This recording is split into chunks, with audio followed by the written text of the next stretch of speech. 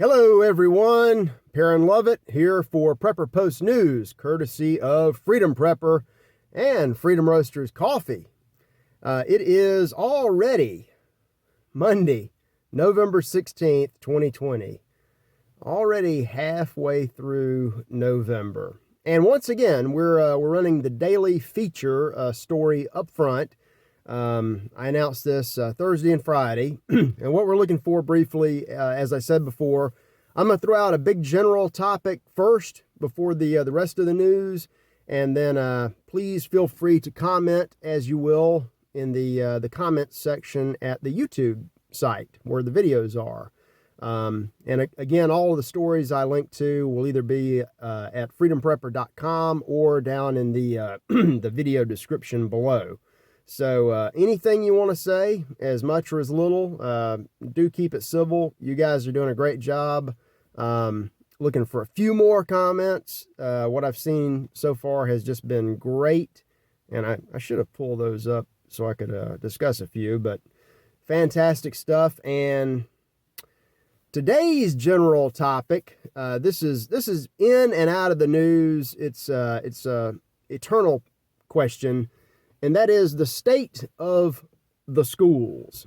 And I'm going to kind of leave it open. We can be talking about the public government-operated schools, private schools, parochial schools, homeschooling, and even the great trend of unschooling. And I may discuss what those things are. But with the all this year with the pandemic, we have particularly the public sector education and much of the private, most of the private, anything that involves a schoolhouse that children go to has just been totally upended. And I could have done better with the, how about that? Just lay back here and get comfortable. By the way, this may be the final mobile video unless there's a reason for me to be out conducting interviews or, running from the calamity. I may, if I can find it or if I can take another one, I may put up a picture on today's video of the progress, the great progress at the official Prepper Post News studio, which hopefully I'll be operating out of tomorrow, Tuesday. It may be a little bare for the first couple of days or weeks, but once I get going with it, it should be great. And education could be great. Back to that quickly. I guess it was February or March. All of the kids were just sent home. It's too dangerous to be in school. Do some online learning. And that, effectively every child in America became a homeschooler with varying results. And, this, now they're back. But now, as I've got some stories today, there's a second, some people are calling it a third wave. And once again, they're being dismissed back to the online only scenario. And that works really well for certain children and not at all for others. So tell me what you think about that. That's going to be the first couple of stories we're going to get into. And then at the very end, I've got a great happy issue that I should have addressed on Friday, but I forgot it. Okay, so we've got schools in Detroit that have once again suspended face-to-face learning. And because of the pandemic, they had some cases.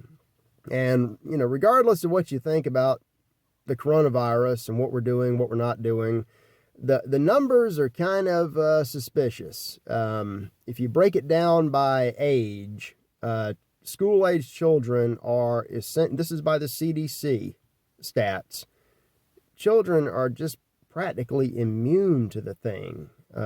Children have strong immune systems.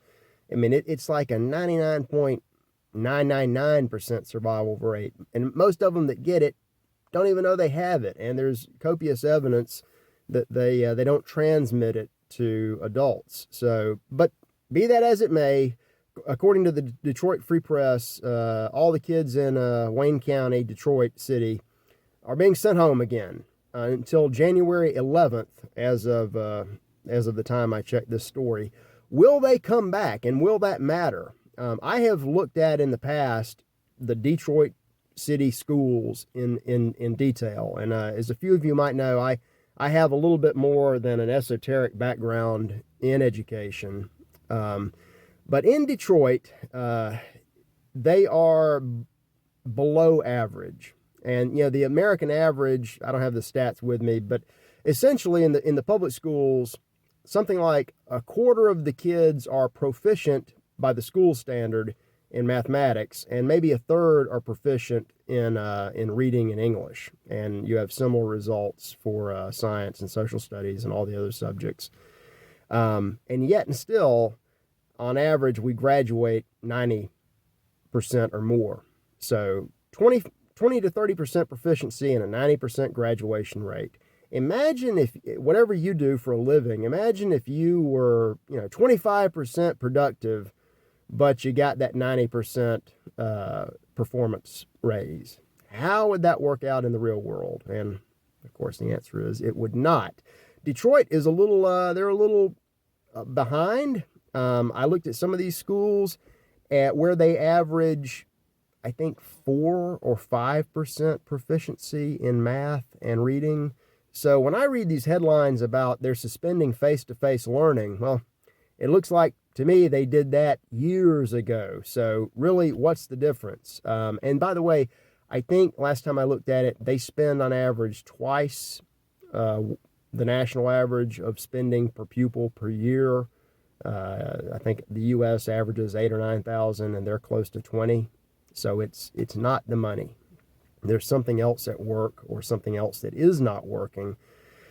But it's not just Detroit. Last week I had the AJC story from Atlanta about the roomies and the zoomies. And by the way, when you're commenting, if you have kids in school, or if you are a kid in school, let us know how the roomie-zoomie experience works out. And I'd really like to hear from homeschoolers, and particularly those children who are, or parents of children who are very unstructured. What's her name? Carrie McDonald had a great book called Unschooled. And in defiance of what you might think, just letting kids learn on their own produces some of the absolute best results. So take a look at that. But if you're in Michigan or Georgia or Massachusetts, Indiana, coast to coast now, schools are being suspended. Have a case here, a case there, 100 cases, and it's back to the online learning situation. And I keep reading these reports. Nobody knows what they're doing. A lot of the kids don't show up. The liberals' concern is that there's a technology divide, and in half of these households, we don't have internet connections or computers. But big screen TVs we have. Yeezys got those, but a Chromebook and dial-up internet is non-existent. But even when they have it, the kids aren't checking in, and it appears that no one really knows what's going on. The systems appear to be accepting that, and they are suspending, along with classes, all of their expectations about testing and performance measurement, which is kind of what the schools have, that's become their mantra: test, test, test, instead of teach, teach, teach. So check that out. I've got a story from the Associated Press. And there's also CBS News covered a story out of the UK about all these kids being dumped back to the homes with no structure. And it's causing regression in things like reading. And in America, we can't really regress much further. As a matter of fact, I'm not picking on the kids. The best things about the American public school system, one, are the kids, because regardless of who they are, where they are, almost all of them are absolutely wonderful, and they want to learn, and they deserve so much better. The other great shining point are many, maybe not most, but many of the teachers who are highly dedicated. And somebody just moved behind the bug out studio. Hopefully the automatic defenses won't activate. No, that was a dog. We're good. So there is hope. Just the real problems lie in the administration, at the school level, the school board level, the state, and especially the national DOE and all the university education school levels, the bureaucracy. But anyway, if you had regression in Detroit, are negative performance rates possible? Would kids in other counties start to do worse? Because we'll find out. But in the UK, they're observing decreases in reading ability. The younger kids are having trouble, with basic skills. They're talking about even potty training may be affected. This is a heck of a price to pay for. It is what it is. But I tried to do something a long time ago to do what I could to fix this. I've got a self-serving link to my blog where I have a dedicated education resource page. I'm going to put a link to that at freedomprepper.com. It's kind of discombobulated, and you've kind of got to sift through it, but there's a little something for everybody.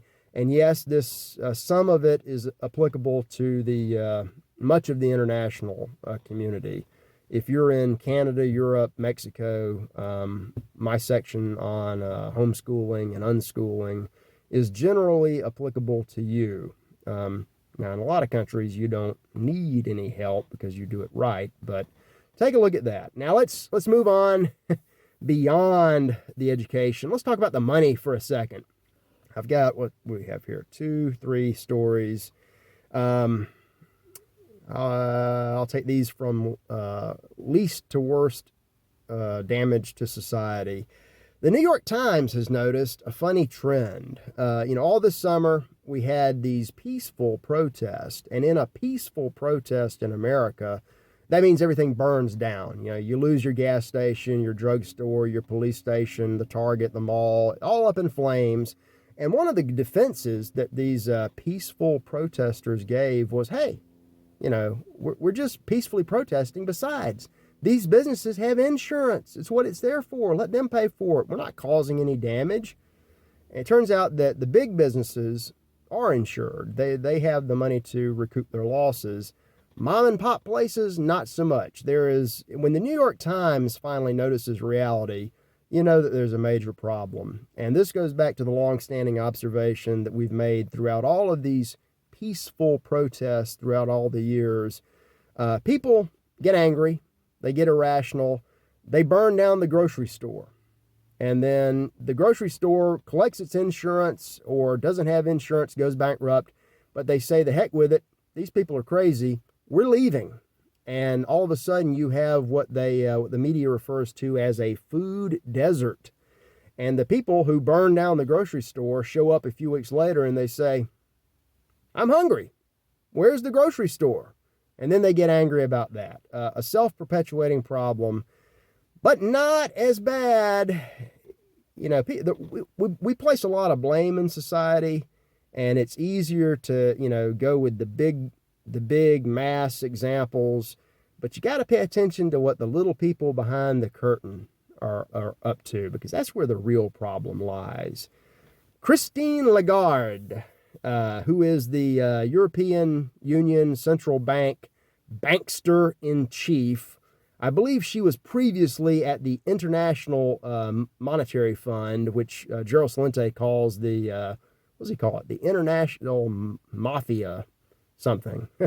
But anyway, she has a hunch. This is a story from Microsoft News. She has a hunch that the digital currency is coming.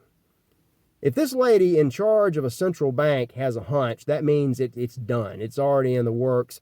And what they want to do is they want to get rid of, they got rid of the gold standard, and now they want to get rid of the paper money. So everything you have, everything you save and earn will be in a computer. It'll be secure. That's what they're going to, you can't get the virus by handling a computer.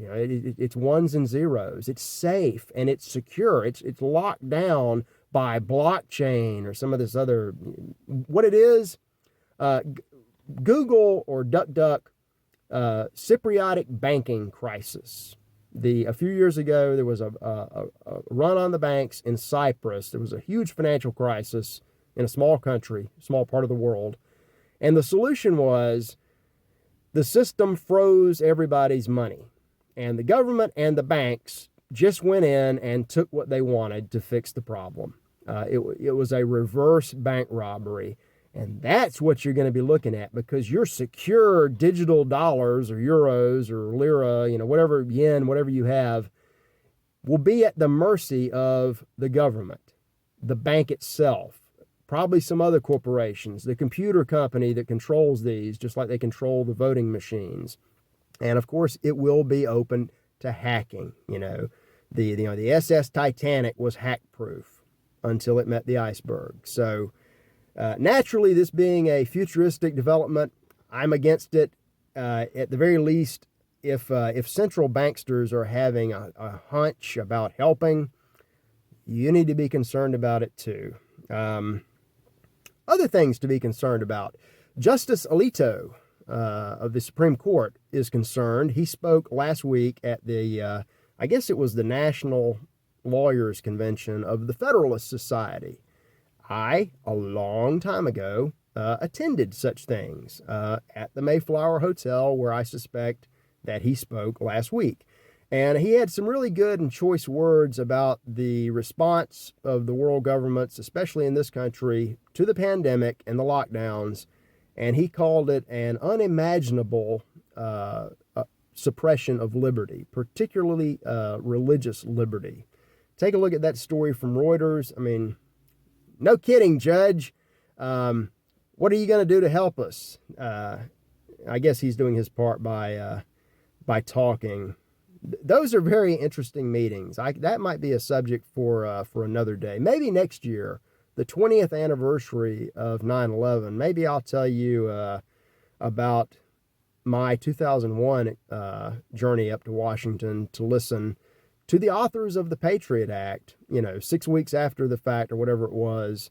I didn't know at the time. I should have asked them, hey, when did you draft this Patriot Act? Was it September 12th of this year, or was it last year? Or always funny business up there. Always a great time. You can't even smoke in the smoking lounge of the bar of the Mayflower anymore.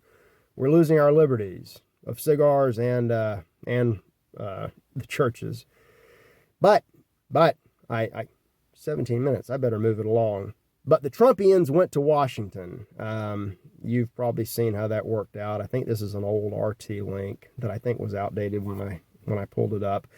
Other people are noticing that things are changing. If the New York Times notices, it's bad. If the Atlantic notices, there may be a crisis.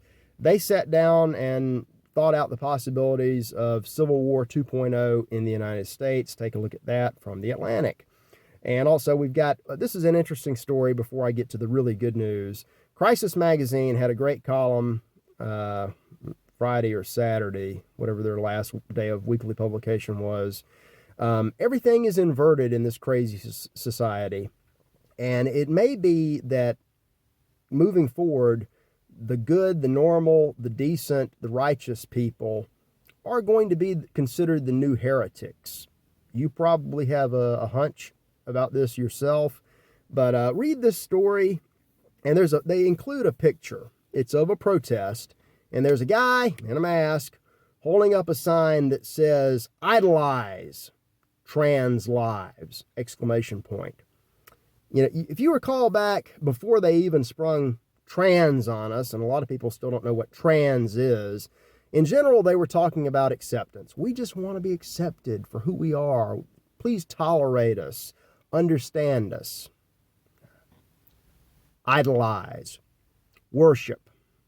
They're better than us. And if you disagree with that, you're the new heretic. A rocky, rocky road. That is Crisis Magazine. Take a look. And then the very last thing I got at freedomprepper.com, I don't know how this works video to video, but I've got a promotional video. The final word of the day is Tweetsie. A few of you may know what that means, but up in North Carolina in the beautiful mountains, there is Tweetsie Railroad, which is, in my opinion, is the greatest little amusement park in the world. I've been going there a long time. And this crazy year, they were allowed to open for about 2 days in July, then they were shut back down It was looking bad, but I missed it. I should have announced it. The end of last week, they opened up for Christmas at Tweetsie. So take a look at that little promotional video. If you're anywhere in the eastern southeast or the mid-Atlantic, do consider going down. It's probably the most family-friendly place you'd ever find.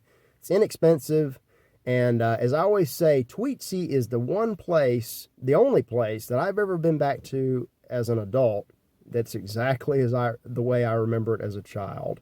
So I'm going to leave you with some good news, and hopefully tomorrow I'll be in a construction site of a studio. If not, I'll be back here. Wherever I am, wherever you are, I'm grateful for you, and I can't wait to see you guys tomorrow. Have a great one.